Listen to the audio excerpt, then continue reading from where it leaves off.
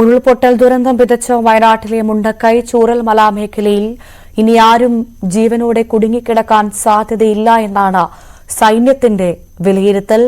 കൽപ്പറ്റയിൽ മുഖ്യമന്ത്രി പിണറായി വിജയൻ പങ്കെടുത്ത അവലോകന യോഗത്തിലടക്കം മേജർ ജനറൽ വി.ടി. മാത്യു ആണ് ഇക്കാര്യം പറഞ്ഞത്. ഔദ്യോഗികമായി 189 പേരുടെ മരണമാണ് ഇതുവരെ ഔദ്യോഗികമായി സ്ഥിരീകരിച്ചത്. പക്ഷേ 291 മൃതദേഹങ്ങൾ കണ്ടെടുത്തു. സർക്കാരിന്റെ കണക്കുകൾ ഇനിയും മാറും. ഏറ്റവും പ്രധാനമായി ഇപ്പോൾ പറയുന്നത് 200-ലധികം പേരെ ഇനിയും കണ്ടെത്താനുണ്ട് എന്ന് പറയുന്ന സാഹചര്യത്തിലാണ് സൈന്യത്തിന്റെ ഈ ഒരു വിലയിരുത്തൽ നമ്മളെ ഏറെ ഭയപ്പെടുത്തുന്നത്, ഏറെ വേദനിപ്പിക്കുന്നത്. 200-ലേറെ പേരെ ഇനിയും കണ്ടെത്താനുണ്ട് എന്ന് പറയുന്നു.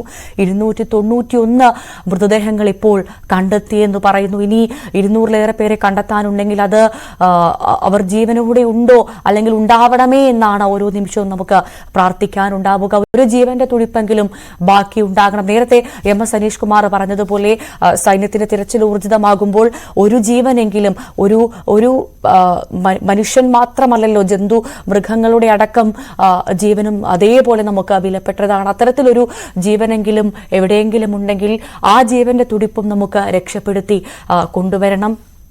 എന്തായാലും ഇത്തരത്തിലുള്ള ഇനിയും 200-ലധികം ആളുകളെ കാണാനുണ്ട്, ബാക്കിയുണ്ട്, മണ്ണിനടിയിൽ എവിടെയോ ഉണ്ട് എന്ന് പറയുന്നത് ഏറെ വേദനിപ്പിക്കുന്നതാണ്. എന്തായാലും സൈന്യത്തിന്റെ തിരച്ചിൽ ആരംഭിച്ചിട്ടുണ്ട്.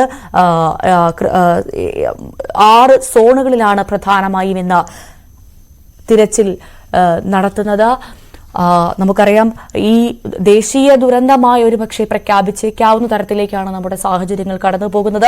രാജ്യത്തിന്റെ അന്തർദേശീയ തലത്തിൽ നിന്ന് മറ്റു രാജ്യങ്ങളിൽ നിന്നടക്കം വലിയ അനുശോചനങ്ങൾ നാട്ടിലേക്ക് എത്തുന്നുണ്ട്.